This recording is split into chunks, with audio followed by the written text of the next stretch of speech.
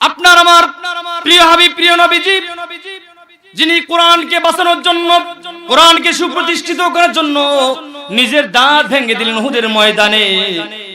লোহার করাত যার মাথায় ঢুকে গেল, আর আপনি রসুলের উম্মত হয়ে ভুঁড়ি মোটা করেন আর চেহারা সুন্দর করেন, আর বলেন নবীজি কি করেছে, আমরা কি করি? আমাদের হাদিস জানা আছে না এগুলো? সেই সময় ভাইরা আমার করুণার্ত নাচ চেপে বসবে সকলের জন্য। আল্লাহ রাব্বুল আলামিনের হাবিব যেদিন দেখবে যাদের পা জ্বলে, যাদের চেহারা মুখমণ্ডল জলজল করে, গুররাম মুহাজ্জালিন মিন আসাসারি সুজুদ, তাদেরকে ধরে ধরে জান্নাতে নিয়ে যাবে। সেই দিন আপনার আমার মতো অনেক অসংখ্য জাহান্নামী আল্লাহর হাবিব হাত ধরবে, চাদর ধরবে, যাও ধরে টানাটানি করবে, ও পয়গম্বর আপনি কি আমাকে চিনতে পাচ্ছেন না? আমি তো আপনার শেষ জামানার উম্মত। আল্লাহর হাবিব বলবে সুহকন সুহকন ফামান গায়্যারা মিন বাদি, দূর হয়ে যাও, দূর হও মিথ্যাবাদী, দূর হয়ে যাও কাজ্জাব কোথাকার। তুমি যদি আমার উম্মত হতা তাহলে তোমার চোখে, তোমার মুখে, তোমার চেহারায়, তোমার অঙ্গ প্রত্যঙ্গে আমি এই আলোক উজ্জ্বল দেখে তোমাকে জান্নাতি হিসেবে বেছে নিতাম। আজকে যেহেতু তোমার চেহারায় আলো নাই, তোমার চেহারায় নূর নাই, দূর হয়ে যাও, তুমি আমার উম্মত হতে পারো না।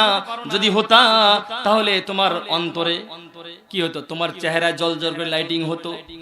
সেদিন আর বলবেন না ও আল্লাহর পয়গম্বর আমি তো নামাজ আদায় করেছি, আমি তো কোরআনের আন্দোলনে ছিলাম, আমি তো দান সদকা করেছি, টাকা পয়সা অনেক মাহফিলে দান করেছি, অনেক কিছু বলা হবে। কিন্তু সেই সময় বান্দাদেরকে আল্লাহ রাব্বুল আলামিন ফেরেশতারা কি করবে জানেন? অনেক বান্দা মিথ্যা প্রতিপন্ন করে বলবে আল্লাহ রাব্বুল আলামিনের বান্দারাও, ফেরেশতারা, আমরা তো টাকা পয়সা দান করেছি, আমরা তো কোরআন পড়েছি, নামাজ আদায় করেছি, আমাদের জাহান্নামের ফয়সালা হলো কেন? আমরা জানতে চাই। আল্লাহ রাব্বুল আলামিনের বান্দারা যেদিন এইরকম চাপাবাজ করবে, দুনিয়ায় যারা চাপা ছিল তারা আখিরাতেও চাপাবাজ দেখা শুরু করবে, চাপাগিরি দেখা শুরু করবে।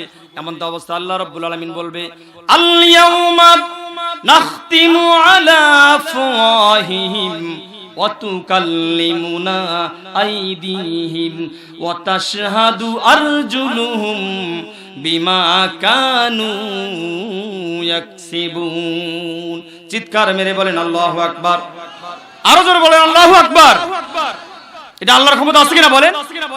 দুনিয়ার বুকে তোমার ক্ষমতা থাকতে পারে মিয়া, একটা মিথ্যাকে তুই 10 বার সত্য কথা বলার চেষ্টা করেছো, মিথ্যাকে মিডিয়ার সামনে 10 বার বলে সত্যতে রূপান্তরিত করেছো, যেটা নির্ঘাত মিথ্যা কথা, ঠিক কিনা বলেন? তুমি কি দুনিয়াটা আখিরাতটা এই দুনিয়ার মতো পেয়েছো? যে আমি দান সদকা করলাম, টাকা পয়সা দিলাম, তার সাজা দাও।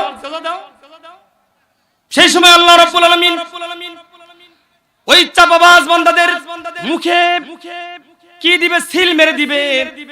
মুখে আল্লাহ রাব্বুল আলামিন মোহর এঁটে দিবেন, মোহর মেরে দিবেন, আর মুখ দিয়ে কথা বলতে পারবে না। যদিও সে বড় শক্তিশালী ছিল, যদিও সে ক্ষমতাধর ছিল, যদিও সে ভিআইপি ছিল, তারপর তার মুখ দিয়ে কথা আসবে না। মুখ বন্ধ হলে তার অঙ্গ প্রত্যঙ্গ সাক্ষী দিবে। আল্লাহ রাব্বুল আলামিন এই হাত দিয়ে মিথ্যা সিল মেরেছে, এই হাত দিয়ে মিথ্যা সাক্ষী দিয়েছে, এই হাত দিয়ে অনেক কিছু খারাপ কাজ করেছে। আমি কিছু বলতে পারি নাই, তার নিয়ন্ত্রণাধীন ছিলাম, তার নিয়ন্ত্রণ ছিলাম বিধায় আমি কিছু করতে পারি নাই, আমি কিছু বলতে পারি নাই, আমি কিছু বাধা দিতে পারি নাই। আল্লাহ রাব্বুল আলামিন তার সাথে আমি ছিলাম, আমি শুধু সাক্ষ্য প্রমাণছি, আমি শুধু সাক্ষ্য প্রমাণে আছি, আমি শুধু ধৈর্য ধরেছি। আল্লাহ রাব্বুল আলামিন আপনি যেদিন বিচার কায়েম করবে, সেদিন যদি জবান দান করেন, আমি হয়তো তার সমস্ত গোপন কথাগুলো ওপেন করে দেওয়ার ব্যবস্থা করব। আল্লাহ রাব্বুল আলামিন সেদিন কি হবে? সমস্ত গোপন কথা কি হবে বলেন? ওপেন হয়ে যাবে আপনার। দুনিয়ার মাতবরি, দুনিয়ার মাস্তানি, রাহাজারি, চুরি, ছিনতাইগিরি সব শেষ হয়ে যাবে আপনার। পা সাক্ষী দিবে আল্লাহ রাব্বুল আলামিন।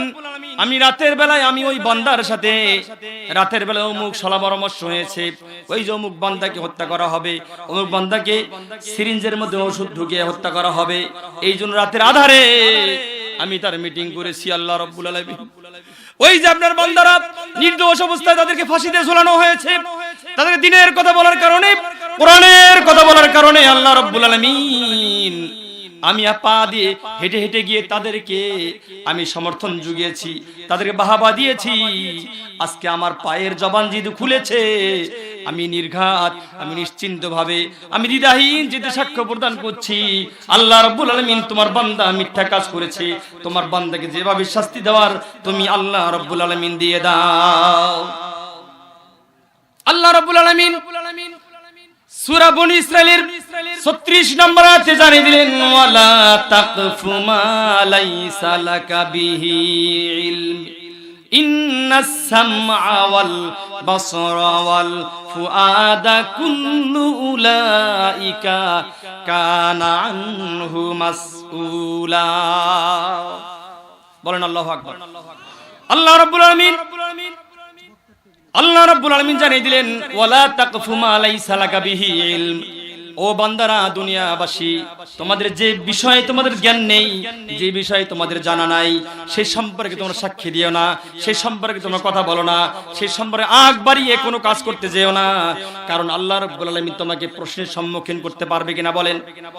বলা হয়েছে ইন্নাস সামআ, নিশ্চয় শ্রবণ শক্তি তথা কানকে জিজ্ঞেস করা হবে, ইন্নাস সামআ ওয়াল বাসরা, তোমার দৃষ্টি শক্তিকে জিজ্ঞেস করা হবে, ওয়াল ফুআদা, তোমার অন্তঃকরণকে জিজ্ঞেস করা হবে, কুল্লু উলাইকা কানা আনহু মাসউলা, প্রত্যেক অঙ্গ প্রত্যঙ্গকে আল্লাহ রাব্বুল আলামিন স্বয়ং জিজ্ঞাসাবাদ করবে।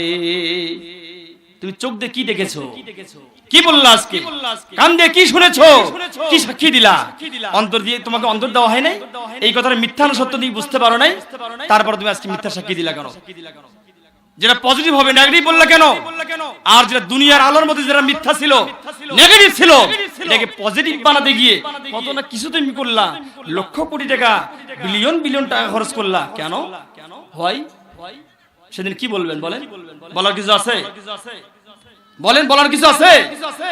সেদিন আফসোস হয়ে তারা বলবে, ওয়ায়াকুলুনা মা লিহাযাল কিতাব লা ইউগাদিরু সাগীরাতান ওয়ালা কাবীরাতান ইল্লা আহসাহা।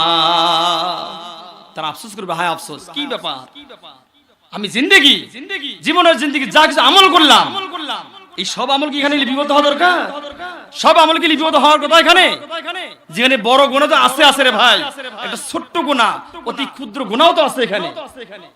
এই আফসোস করে তারা বলবে, কি হলো এটা, এটা কেমন আমল নামা একটা, যে আমল নামা, যে নোটের মধ্যে, যে গাইড বুকের মধ্যে এমন কিছু আমল বাদ দিল না। আমি যদি যা কিছু নোট করি এখানে, এমন কিছু নোট করেছি আমি, যেটা আমার খুব প্রয়োজনীয় জিনিস বক্তৃতা জগতে, ঠিক কিনা বলে? এরকম হতে পারে না?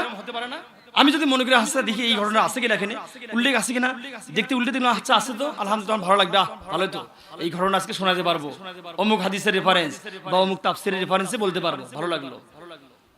ঠিক তেমনি ভাবে প্রত্যেকটা বান্দা আমলনামা দেখে বলবে, হায় আফসোস, এটা কি হলো, বড় গুনাহ তো দূরের কথা, ছোট ছোট গুনাহ একটাও বাদ যায় নাই আমার আমলনামায়।